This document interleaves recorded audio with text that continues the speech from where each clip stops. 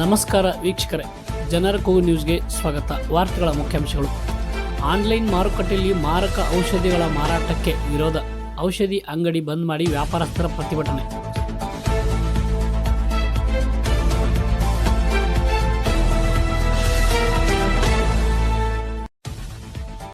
ವಾರ್ತೆಗಳ ವಿವರ. ಮುದ್ದೆಬಿಹಾಳ ಆನ್ಲೈನ್ ಪೋರ್ಟಲ್ಗಳ ಮೂಲಕ ಜೀವರಕ್ಷಕ ಔಷಧಿಗಳನ್ನು ಅನಿಯಂತ್ರಿತವಾಗಿ ಮಾರಾಟ ಮಾಡುತ್ತಿರುವ ಕ್ರಮವನ್ನು ವಿರೋಧಿಸಿ ಬುಧವಾರ ತಾಲೂಕಿನಾದ್ಯಂತ ಔಷಧ ವ್ಯಾಪಾರಸ್ಥರು ಒಂದು ದಿನದ ಮಟ್ಟಿಗೆ ಅಂಗಡಿಗಳನ್ನು ಬಂದ್ ಮಾಡಿ ಪ್ರತಿಭಟನೆ ನಡೆಸಿದರು.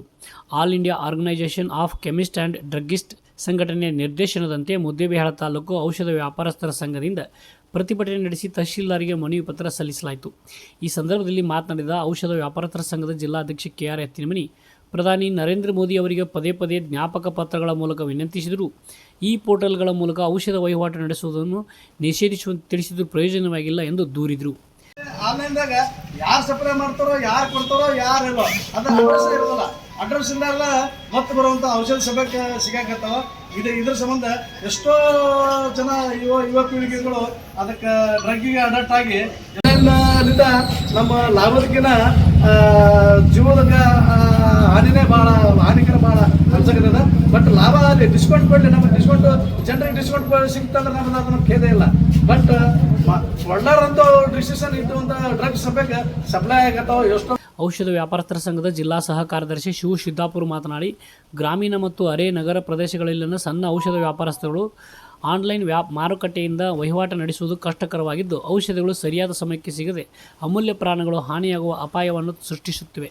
ತಾತ್ಕಾಲಿಕ ಕೋವಿಡ್ ಅವಧಿಯ ಅಧಿಸೂಚನೆಯನ್ನು ತಕ್ಷಣದ ಜಾರಿಗೆ ಬರುವಂತೆ ಹಿಂಪಡೆಯಬೇಕು. ಈ ಫಾರ್ಮಸಿ ಸಂಬಂಧಿತ ಅಧಿಸೂಚನೆ GSR 817E ಅನ್ನು ಹಿಂಪಡೆಯಬೇಕು. ಕಾರ್ಪೊರೇಟ್ಗಳಿಂದ ಅನ್ಯಾಯದ ಆಳವಾದ ರಿಯಾಯಿತಿಯನ್ನು ನಿಲ್ಲಿಸಲು ಲೆವೆಲ್ ಪ್ಲೇಯಿಂಗ್ ಫೀಲ್ಡ್ ನೀತಿಯನ್ನು ಪರಿಚಯಿಸಬೇಕು ಎಂದು ಆಗ್ರಹಿಸಿದರು. ವ್ಯಾಪಾರ ವಿಷಯದ ಬದಲಾಗಿ ರೋಗಿಗಳ ಸಂರಕ್ಷಣೆ ವಿಷಯವೂ ಇದರಲ್ಲಿ ಅಡಗಿದೆ ಅಂತ ನಾವು ಹೇಳಬಹುದು. ಆದ್ದರಿಂದ ಸರ್ಕಾರ ಬೇಡಿಕೆಗಳನ್ನು ಆದಷ್ಟು ಬೇಗ ನಮ್ಮ ಬೇಡಿಕೆಯನ್ನು ಅನುಕೂಲ ಮಾಡಿಕೊಡಬೇಕು. ಸರಳವಾಗಿ ವ್ಯಾಪಾರವನ್ನು ಮಾಡಲಿಕ್ಕೆ ಅನುಕೂಲ ಮಾಡಿಕೊಡಬೇಕು. ಮತ್ತು ಮುಂದಿನ ದಿನಮಾನಗಳಲ್ಲಿ ನೀವು ಇದನ್ನು ಕಡಿಮೆ ಆಗದೇ ಇದ್ದರೆ ಅನಿರ್ದಿಷ್ಟಾವಧಿವರೆಗೂ ಬಂಧನ ಮಾಡುವಂಥ ವಿಚಾರವನ್ನು ನಮ್ಮ AIOCD ಅವರು ವಿಚಾರ ಮಾಡಿದ್ದಾರೆ. ಆ ಒಂದು ದೃಷ್ಟಿಯಿಂದ ಸರ್ಕಾರ ಕೂಡಲೇ ಈ ಬಗ್ಗೆಯನ್ನು ಗಂಭೀರವಾಗಿ ಪರಿಗಣಿಸಿ ಕ್ರಮಗಳನ್ನು ಕೈಗೊಳ್ಳಬೇಕಂತ ತಮ್ಮ ಮುಖಾಂತರ ಕೇಳಿಕೊಳ್ತೇನೆ. ಹಾಗೂ ಸಾರ್ವಜನಿಕರಲ್ಲಿಯೂ ವಿನಂತಿ ಮಾಡಿಕೊಳ್ತೇವೆ. ಆನ್ಲೈನ್ ಮತ್ತು ಈಗ ರಿಯಾಯಿತಿ ದರದಿಂದ ಔಷಧಿಗಳನ್ನು ಪಡೆದುಕೊಳ್ಳುವುದರಿಂದ ಹಾನಿಕಾರಕವಿದೆ ಹೊರತು ನಿಮಗೆ ಆಗುವುದಿಲ್ಲ ಅನ್ನೋದು ಮನವರಿಕೆ ಮಾಡ್ತೇವೆ. ಯಾಕೆಂದರೆ ಈ ಔಷಧಿ ಎನ್ನುವುದು ನಾಟ್ ಎ ಕಾಸ್ಮೆಟಿಕ್ಸ್ ಆರ್ ಏನು ಫ್ಯಾಷನ್ ಔಷಧ ಅಲ್ಲ, ಫ್ಯಾಷನ್ ಇರುವಂತಹ ಸಾಮಗ್ರಿಗಳಲ್ಲ. ಯಾಕಂದರೆ ರಿಯಾಯಿತಿ ದರದಲ್ಲಿ ತಗೊಳ್ಳೋದ್ರಿಂದ ಈ ಹಿಂದೆ ಒಂದು ಪದ್ಧತಿ ಇತ್ತು. ಯಾವುದೇ ಡಾಕ್ಟರ್ ಬರೆದ್ರು 10 ಗುಳಿಗೆ ಬರೆದ್ರೆ 4 ಗುಳಿಗೆ ಕೊಡಿ ಅಂತ ಹೇಳ್ತಿದ್ರು.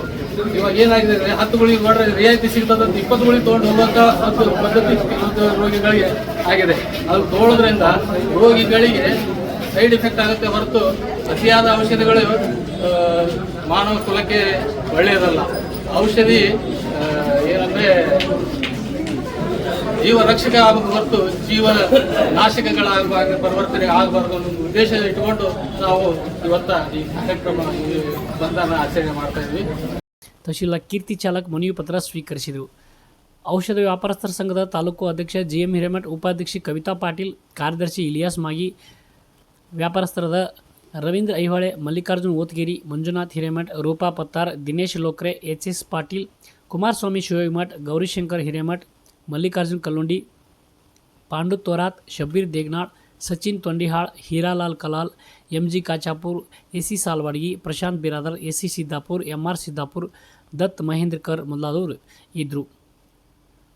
ಇದೇ ವೇಳೆ ಸುದ್ದಿಗೋಷ್ಠಿಯಲ್ಲಿ ಮಾತನಾಡಿದ ಔಷಧಿ ವ್ಯಾಪಾರಸ್ಥರ ಸಂಘದ ಜಿಲ್ಲಾ ಅಧ್ಯಕ್ಷ KR ಎತ್ತಿನಮನಿ, ಶಬ್ಬೀರ್ ದೇಗ್ನಾಳ್, ಜಿಲ್ಲಾ ಸಹ ಕಾರ್ಯದರ್ಶಿ ಶಿವ ಸಿದ್ದಾಪುರ್ ಮೊದಲಾದವರು ಅನಧಿಕೃತ ಈ ಫಾರ್ಮಸಿಗಳ ಹೆಚ್ಚುತ್ತಿರುವ ಚಟುವಟಿಕೆಗಳು ಮತ್ತು ದೊಡ್ಡ ಕಂಪನಿಗಳ ರಿಯಾಯಿತಿ ದರಗಳು ಔಷಧ ವಿತರಣಾ ವ್ಯವಸ್ಥೆಯನ್ನು ತೀವ್ರವಾಗಿ ಹಾನಿಗೊಳಿಸುತ್ತಿವೆ ಎಂದು ಹೇಳಿದರು. ಸರ್ಕಾರ ನಮಗೆ ನೀಡುವ ಕಮಿಷನ್ ಒಳಗಡೆಯೇ ವ್ಯವಹಾರ ಮಾಡಿದ್ದರೂ ಸಮಸ್ಯೆ ತಪ್ಪುತ್ತಿಲ್ಲ. ಪಾಂಡಿಚೇರಿಯಲ್ಲಿ ಮಾದಕ ವಸ್ತುಗಳ ಮಾರಾಟ ಆನ್ಲೈನ್ನಲ್ಲಿ ಮಾರುಕಟ್ಟೆಯಲ್ಲಿ ಕಂಡು ಬಂದಿದೆ. ಈ ಎಲ್ಲ ಕಾರಣಗಳಿಂದ ಮುಷ್ಕರ ನಡೆಸಲಾಗಿದೆ ಎಂದು ಹೇಳಿದರು. ಈಗ ನಾವು ಕೆಮಿಸ್ಟ್ಗಳು ಬಂದಲ್ಲಿ ಬಿಟ್ರಪ್ಪ ಅಂದ್ರೆ ನಾವು ಕೊಡೋದಿಲ್ಲ. ಇಲ್ಲಪ್ಪ ಈ ಗುಳಿಗೆ ತಗೊಳ್ಳೋದು ನೀವು ಡಾಕ್ಟ್ರ್ ತೋರಿಸೋದು ನಾವು ಕಡ್ಡಾಯಾಗಿ ಹೇಳ್ತೀವಿ. ಈ ನಾವು ಹೇಳಿದ ಸಂಬಂಧ ಏನಾಗಿದ್ರಿ, ಇವತ್ತು ಕೋರಾಕ್ಸಿನ್ ಬರೋದಿಲ್ಲ ಮತ್ತು ಬರೋ ಔಷಧ ಅದು ನಾವು ಬಂದ್ರೆ ನಾವು ಯಾರು ಕೊಡೋದಿಲ್ಲ, ಡಾಕ್ಟರ್ ಚೀಟಿ ಬರ್ಸ್ಕೊಂಡು ಅಂತ ನಾವು ಹೇಳ್ತೀವಿ. ಬಟ್ ಏನಾಗಿದೆ ಪಬ್ಲಿಕ್ಕಿಗೆ ಇವರು ಮೆಡಿಸನ್ ಡಾಕ್ಟರ್ ಅಂತೂ ಬರ್ದು ಕೊಡೋಲ್ಲ, ಆಮೇಲೆ ಮೆಡಿಕಲ್ದವ್ರು ಕೊಡೋಲ್ಲ. ಹಿಂಗಾಗಿ ಆನ್ಲೈನ್ ಬರೀ ಹೋಗ್ಬಿಟ್ಟಿರ್ತಾರ ಎಲ್ಲರೂ. HNH ಕ್ವಾಲಿಫೈಡ್ ಈಗ ನಮ್ಮ ಮೆಡಿಕಲ್ ಸ್ಟೂಡೆಂಟ್ ಆಗಲಿ, ಈ ಮೆಡಿಕಲ್ ಇಂಜಿನಿಯರಿಂಗ್ ಸ್ಟೂಡೆಂಟ್ ಆಗಲಿ, ಇವು ಏನು ಇರ್ತಾವ್ರಿ ಇವೆಲ್ಲ ಆನ್ಲೈನ್ ಬರೀ ಹೋಗ್ಬಿಟ್ಟಿರ್ತಾರ. ಈಗ ಆನ್ಲೈನ್ದಾಗ ಡಾಕ್ಟರ್ ಚೀಟಿ ಬೇಕಾಗಿಲ್ಲ, ಯಾರಿಗೂ ಇದು ಬೇಕಾಗಲ್ಲ. ಅವರು ಇಮಿಡಿಯೇಟ್ ಎಷ್ಟು ಬೇಕಂತ ಅಷ್ಟೇ ಅವ್ರಿಗೆ ಯಾವಾಗ ಅಷ್ಟೇ. ಈಗ ನಾವು ಕ್ವಾಲಿಫೈಡ್ ಏನು ಮಾಡ್ತೀವಿ, ನಾವು ಮಾನವೀಯತೆ ಮ್ಯಾಗ ದಂಧೆ ಮಾಡ್ತೀವಿ. ಇವತ್ತು ಈ ಕೆಲವಷ್ಟು ಮಂದಿ ಎಷ್ಟೋ ಒಂದು ಇದ್ರ ಕಿಟ್ ಬಗ್ಗೆ ಕೇಳಾಡ್ತಾರೆ, ಸಣ್ಣ ಮಂದಿ ನಾವೆಲ್ಲ ಬೈಕ್ ಕಳಿಸ್ತೀವಿ. ಇಲ್ಲಪ್ಪ ಹಂಗೆ ಮಾಡಬಾರ್ದು, ಇದು ಮಾಡಬಾರ್ದು, ಇದು ತೊಗೊಬಾರ್ದು, ಇದು ಮಾಡುವಂತ ನಾವು ಎಷ್ಟೋ 99% ಎಲ್ಲೋ ಒಬ್ಬ ಏನು ಹೇಳಕ್ಕೆ ಕೊಡ್ತಾರೆ, ವ್ಯವಹಾರ ಮಾಡ್ತಾರೆ. ಬಟ್ 99% ನಾವು ಯಾವಾಗಕ್ಕಿಂತ ಪಬ್ಲಿಕ್ ಅವರು ಹೆಲ್ತ್ ಕಾಯೋದು ನಾವು ಜಿಮ್ಮಾಗ ಇರ್ತದೆ. ಆ ಪ್ರಕಾರ ನಾವು ಹೇಳಿ ಎಷ್ಟೋ ಮಂದಿ ನಾವು ಅಡಿಟ್ ತೋರಿಸ್ಬೇಕು. ನಾವು ಎಷ್ಟೋ ಮಂದಿಗೆ ಅದನ್ನ ಚಂದದ ಆನ್ಲೈನ್ನಿಂದ ನಾವು ಎಷ್ಟೋ ಮಂದಿಗೆ ಬಿಡಿಸಿದ್ದೆ, ನಮಗೆ ಹೆಮ್ಮೆ ಅದ. ಬಟ್ ಆನ್ಲೈನ್ದಾಗಿಲ್ಲ. ಆನ್ಲೈನ್ದಾಗ ನಾವು ಯಾವುದೇ ಆರ್ಡರ್ ಕೊಟ್ಟು ಡಾಕ್ಟರ್ ಚೀಟಿ ಮಾಡಿ ಏನು ಬೇಡ, ಇಮಿಡಿಯೇಟ್ ಬರ್ತಾವ. ಎಷ್ಟೋ ಮಂದಿ ಜೀವದ ಹಾನಿಕರಾಗಿ ಎಷ್ಟೋ ಮಂದಿ ತೊಂದರೆ ಆಗಿದೆ ಜೀವನಕ್ಕೆ. ಆ ಥರ ಮಾಡೋದು ನಮ್ಮದೊಂದು ಇಂಟೆನ್ಷನ್, ಬೇಡಿಕೆ. EPCO ಬರ್ತದೆ. EPCO ಅಂತಂದ್ರೆ ಡ್ರಗ್ ಪ್ರೈಸ್ ಕಂಟ್ರೋಲಿಂಗ್ ಅಂತ ಒಂದು ಕಮಿಟಿ ಇದೆ. ಆ ಕಮಿಟಿ ಏನಿದೆ ಹೆಲ್ತ್ ಇದು ಎಸೆನ್ಷಿಯಲ್ ಡ್ರಗ್ಸ್ ಏನಿದಾವಲ್ರಿ ಎಲ್ಲ ಅದರಲ್ಲೇ ಬರ್ತಾವೆ. ಅದ್ರ ಮಾಧ್ಯಮದಿಂದ ನಮಗೆ 10ರಿಂದ 11% ಎಲ್ಲ ಇನ್ಸುಲಿನ್ ಎಲ್ಲ ಲೈಫ್ ಡ್ರಗ್ಸ್ ಏನಿದಾವೆ ಎಲ್ಲ 10ರಿಂದ 11%. ಉಳಿದಲ್ಲ 14ರಿಂದ 15% ಬರ್ತದೆ. ನಾವು 10% ತನಕ ಇದಕ್ಕೆ ಕೊಡ್ತೇವೆ. ಆದರೆ 15% 20% ಕೊಡೋದಂತಂದ್ರೆ ಮತ್ತು ಅದರಿಂದ ನಾವು ಎರಡು ಚೂಸ್ ಫಾರ್ ರಾಂಗ್ ವೇ ಅಂತ ನಮಗೆ ಅದಕ್ಕೆ ಡೀಪ್ ಡಿಸ್ಕೌಂಟ್ ಅಂತ ಇದೇ ಥರ ನಾವು ಇರಿಸ್ತೀವಿ. ಸಂಘದ ಪದಾಧಿಕಾರಿಗಳು ಈ ವೇಳೆ ಇದ್ದರು. ಮುದ್ದೇಬೇಡ ಪಟ್ಟಣದ ವ್ಯಾಪ್ತಿಯಲ್ಲಿರುವ ಎಲ್ಲ ಔಷಧ ವ್ಯಾಪಾರಸ್ಥರು ದೇಶವ್ಯಾಪಿ ಮುಷ್ಕರದ ಹಿನ್ನೆಲೆಯಲ್ಲಿ ಅಂಗಡಿಗಳನ್ನು ಬಂದ್ ಮಾಡಿದ್ದರಿಂದ ಸಾರ್ವಜನಿಕರು ಅಗತ್ಯ ವಸ್ತುವಾದ ಔಷಧಿಗಳು ದೊರೆಯದೆ ಪರದಾಟ ಅನುಭವಿಸಬೇಕಾಯಿತು.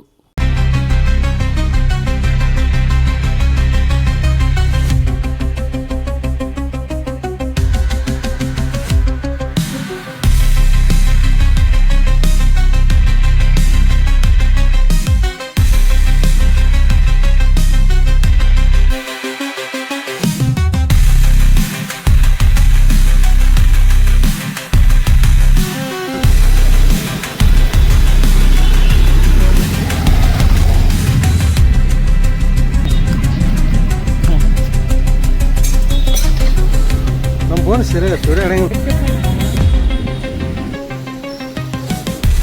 ಹೌದು.